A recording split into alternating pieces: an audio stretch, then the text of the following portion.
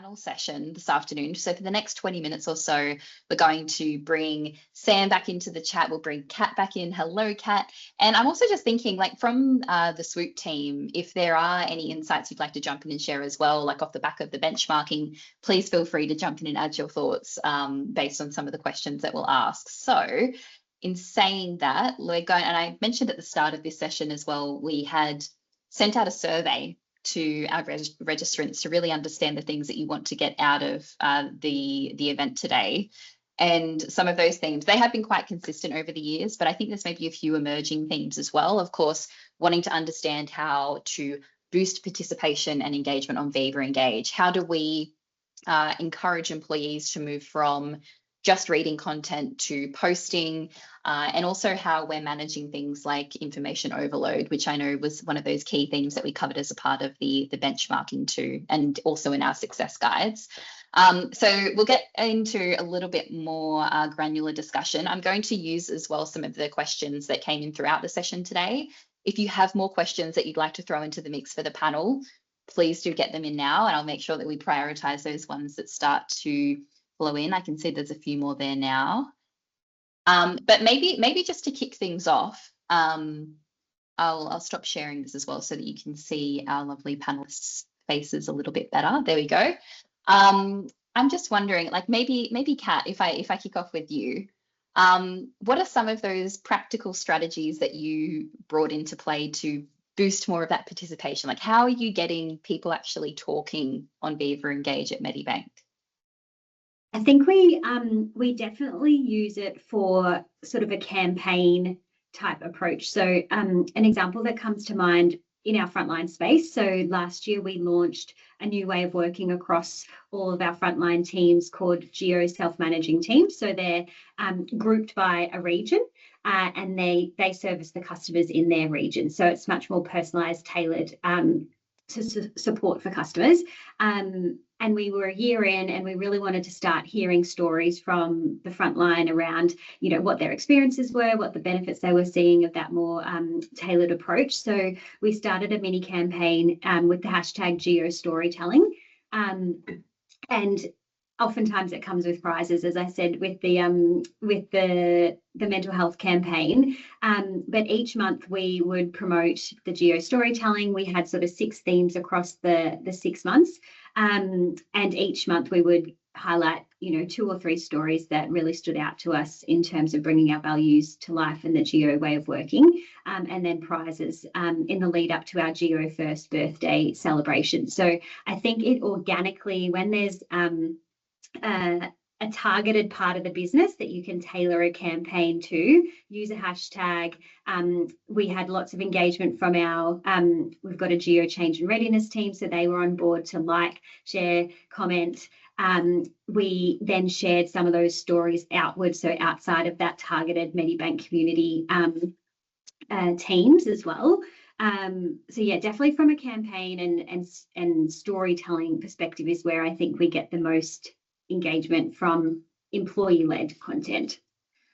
Of course, and we can also tell that from the story that you had shared earlier today too, right? And I think it's also really interesting too when we talk about, you know, organically interacting and building more of that authentic engagement. There is so much work that goes on behind the scenes to get networks to that point as well. So it does require that investment from the comms team and empowering community managers, empowering your admins and your influencers and champions to get to that point, alongside running like fantastic campaigns like you are at Medibank. Sam, I'm wondering, like, alongside what you had shared just now about leadership buying being so important to bring more employees into the conversation, any other sort of quick tips or practical strategies that you were able to bring into play for more of that conversation? Yeah, I mean, we're similar to Kat, I guess, you know, using that campaign approach, using hashtags. Was it still being quite early in adoption? We've sort of tried to use incentives to varying degrees of success. So over last Christmas, we ran a campaign called 12 Days of Pets at ACC. So it was a Christmas photo competition for your pets, dress them up, submit a picture for the chance to win a pet shop voucher. And we got people to vote, and they shared the pictures using the hashtag. And that sort of really got great engagement. Someone tried to do something similar for Fraud Awareness Week recently, slightly different topic, with the chance to win a $25 Prezzo card, and that has really low engagement, something like a 2% engagement rate. So, you know, we've been trying things, and sometimes, you know, it'll work for one campaign, and then the same thing won't work for another campaign. So I think really kind of understanding and knowing Viva Engage as your platform, and really knowing and understanding your audience and what's popular, and reacting more effectively to that, for sure.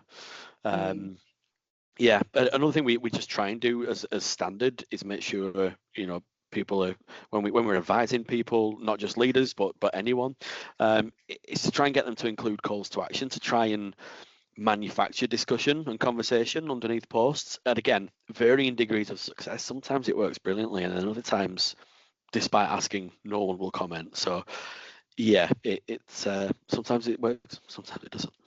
Yeah. And I think I'll pick up on this topic around storyline as well. So I know that Jordan, talking on behalf of Reese, had spoken about how they had actually turned off storyline, and there's been maybe another like 2 or 3 questions about storyline. Kat, how are you using storyline at Medibank? Do you see much adoption? We do have it switched on. Interestingly, I had an example recently. We haven't promoted it, and we haven't sort of gone out to tell people to use it. But just by accident, my executive posted his monthly video on his storyline, and I couldn't initially work out why he wasn't getting as much engagement. But it turned out, because it was on storyline, not as many eyeballs were on it. He didn't have sort of followers. So I think my understanding is posts on storyline, you get more visibility amongst your followers. So yeah, we haven't been promoting it, and I did see a real difference in engagement from him posting on his regular business unit channel versus posting on storyline. So I guess similar to others that we aren't promoting, like we do have it switched on, but we aren't promoting it. So it's a bigger discussion probably for our team around whether or not we want to keep it on or not. Yeah. Emily, can I jump in there with some of the data? Please do. I was just going to say, we've got some data to back this up, right? Yeah. So in last year's benchmarking report, Sam, you're probably familiar with this because it sounds like you've read that report cover to cover a few times. Thank you.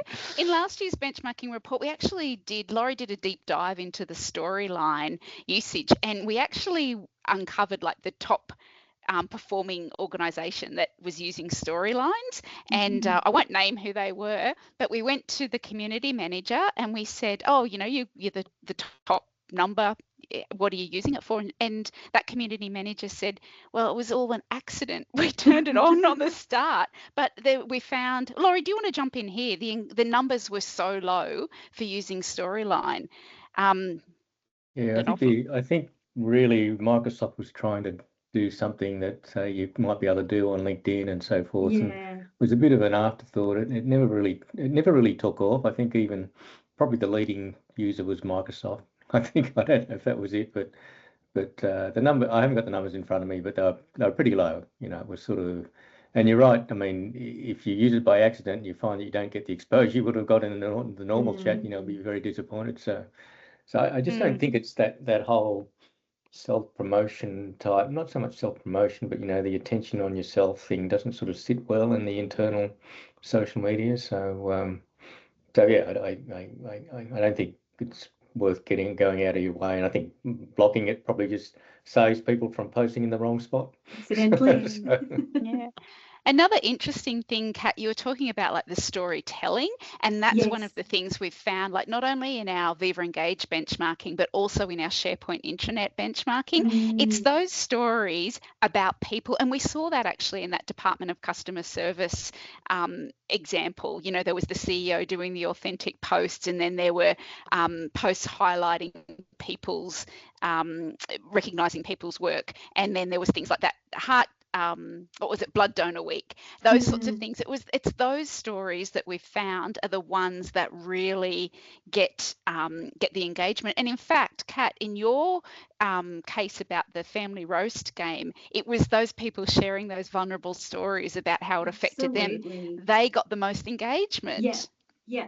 we've got an employee recently, actually. She was really trying to, I guess, get in the top 10 influencers, and she just was having no cut through in her posts. And she did ended up doing an internal sort of brand campaign, brand sort of session, and she started posting more authentically on topics that she's really passionate about, and she has now bumped herself up into that top 10 influencer list. And I think it truly is because she's posting really authentically, she's talking from the heart on topics that she's really knowledgeable about, and then she can interact with other employees who post in a really meaningful way. So yeah, a huge shift just by tweaking the content of her posts.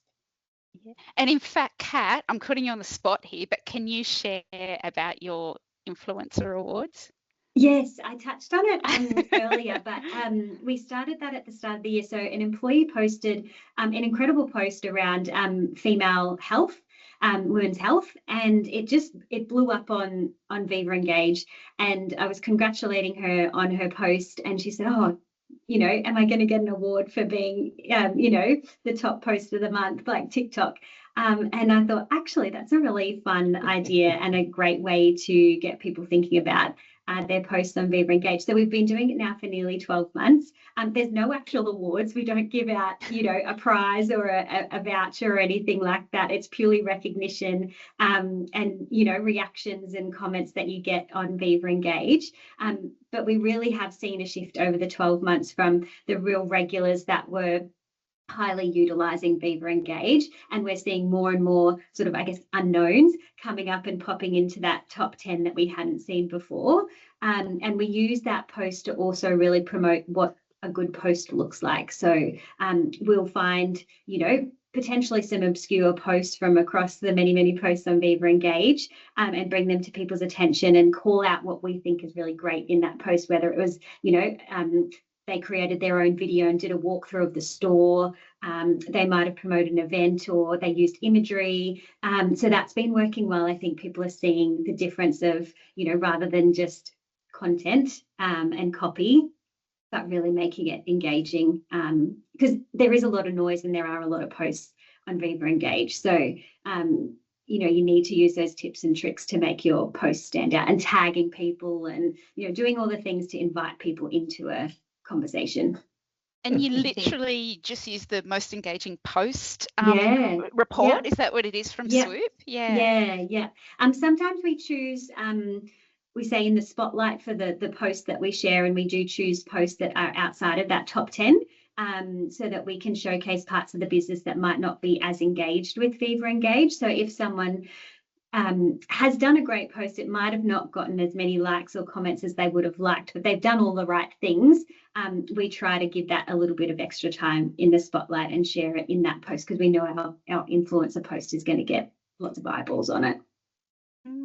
I'm just thinking, and then behind, you go. Oh no, you go, Kat. Go for I was just behind the scenes, we do something similar for our CEO and our senior leaders. So whilst we remove them from our top 10 because we feel like that should be part of their job, and the same as us, we've taken our names out of that top 10. We do share their own leaderboard in the background, and it has created a lot of competition behind the scenes in terms of, similar to Sam. I think there's a third that are really great and have really embraced it, a third that jump in and out, and then a third that we probably really need to do some work with. They're just lurking around on Viva Engage. And Kat, that's using the benchmarking feature. Yes. Emily, do you want to explain how you use that in SWOOP? Sure. Yes. So I guess if you had to take away like a few quick tips or actions today, like just on the point there that you've made about benchmarking leaders, if you are currently using SWOOP, you do have access to a feature called personal or individual benchmarking. And so you can build out a list of individuals to see how they stack up against each other.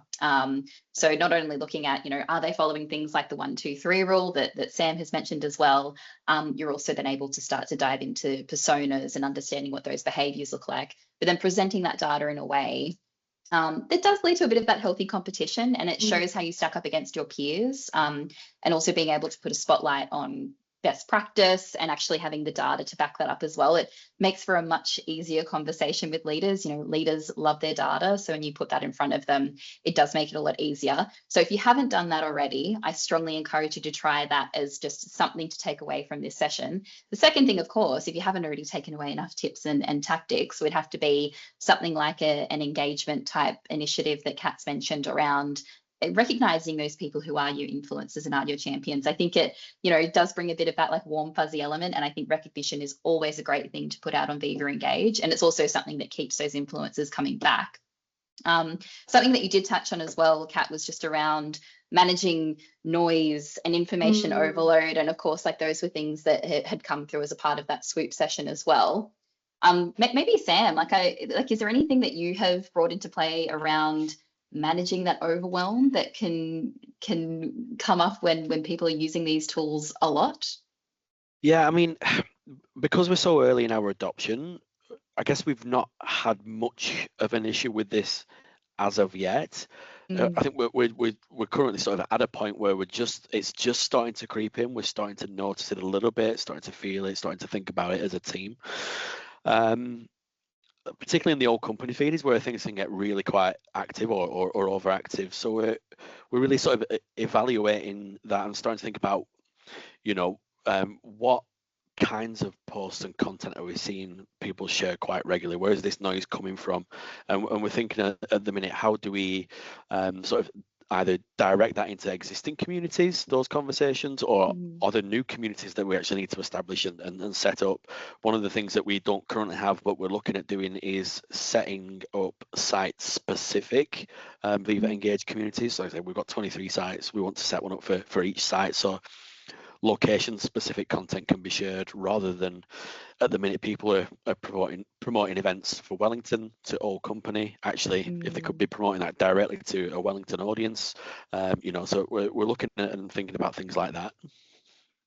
Yeah, I think also thinking about communities in terms of the audiences that you're sharing with, right? We see lots of examples of that, all company communities, almost just like that all company bulletin board, where you know that you're going to get those eyeballs on a post, but does that necessarily mean that people are engaging with the content? It's very hard to tell. I'm also wondering, Sam, like alongside the other channels that you are currently using for comms, I think this might have been from a Q&A that maybe popped up a little bit earlier in the day, but how do you balance using Viva Engage alongside other channels like email and your intranet, and like how does it kind of sit within that ecosystem? Yeah, so we similar to Jordan's presentation earlier, we have a channels map. Although I'm quite jealous of Jordan's and rethinking ours currently. It was really quite nice and simple. I like how he sort of positioned it. So yeah, we do similar to sort of what he mentioned. You know, what are the things that are specifically for work? Can that be done through Teams? Things that are a bit more formal, we make sure that they're through Outlook. So things like board announcements, all that kind of thing. So we really try and split the content up into the relevant channels and just try our best to be across things as much as we can and advise teams as best as we can do. Again, it's not always perfect and can be really challenging as well. What we try and do is, you know, quite often we have teams and people reach out to us saying, we've got this thing, but we don't quite know what to do with it. So what, you know, the good thing about that is we can point them in the right direction. You know, in those instances, we do have a bit of control. One of the things that we try and do is, you know, if it's quite a chunky piece of content, is okay, well, actually, you can upload this to the staff intranet, but you can also sort of link to it through Viva Engage and just give a bit of a brief sort of snapshot. So yeah, we, particularly with our intranet and Viva Engage, so we try to make them quite a connected thing. So like on our intranet homepage, we have our all company feed of Viva Engage. So we try and get this sort of natural cross fertilization. And I'm just thinking, sorry, Kat. I was going to say we're quite similar. So intranet's sort of our source of truth. So if people don't go anywhere else to find their news, they'll go to the intranet. So at least they get all the information they need. And then Viva Engage is kind of there to amplify those messages. But we always link back to the intranet, whether it's from like a newsletter, an email, Viva Engage, Teams post, so that we're directing them back to that main source of information. And that's where, you might get an update if things have changed or the campaign's progressed. So that does work quite well from us as well. Yeah, they lean on each other quite nicely as well. And I do also recall a few case studies as well from previous SharePoint benchmarking and SharePoint festivals that we have about how those platforms sit really nicely together. It's almost like using Viva Engage as a place to share sort of like clickbaity type headlines. It's the opportunity for you to have conversation, but to get more of the detail behind the story, you have the intranet there to go into much more detail. Maybe like a quick tactical question actually from the Q&A. When sharing company news, do you publish it as a communications team profile? Do you share it under your own name personally? Do you have an avatar that you use? We see kind of different approaches to this, and we have lots of different thoughts around best practice when it comes to this as well. We've seen it work really effectively with some organizations, not so much for others. So maybe Sam, if you wanted, do you use any sort of like comms profiles or avatars to share news? Not really. We try and encourage the subject matter expert to share their own content. Sometimes, again, it depends what it is. Sometimes there's pieces of news or there's announcements, that kind of thing, that are set on the internet. They're unauthored, but we might get a relevant exec member or the chief exec to share. But where we can, if someone's sort of done the work and it's their news to share, we encourage that person to share it themselves and really empower them to do that. I like that approach. Kat, is there similar for yourselves? Or? Similar. So we don't use an employee comms team to post. We do all post individually, but similar to Sam, if someone's leading a campaign or a project, or we ask them to, and we'll be there to support, but we ask them to post.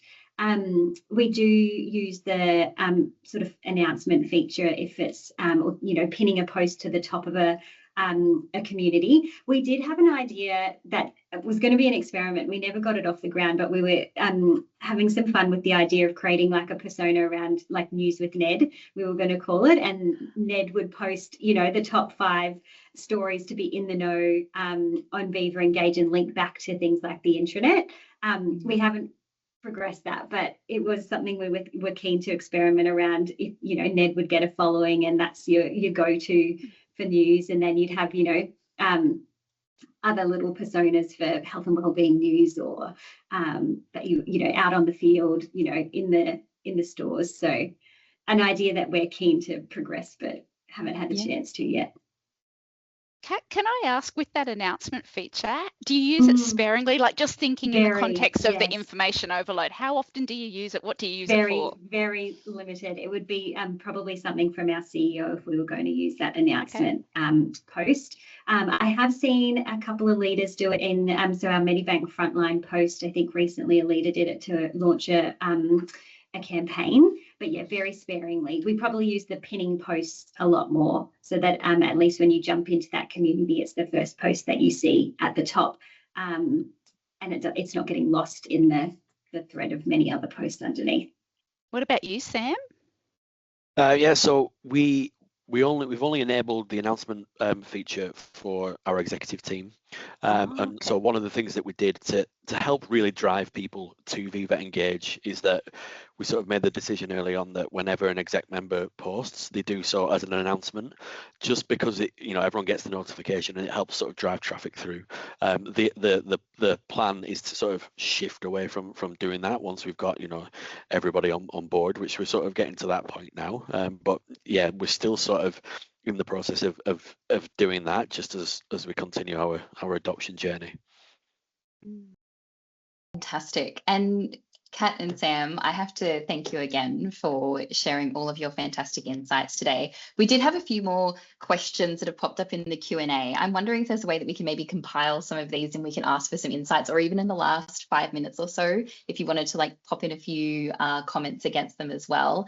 But at this point, I just want to say a huge thank you if we can all get like another round of applause, and also for the SWOOP team for sharing insights as well. It's always great to have the data to back up how some of these best practice suggestions work.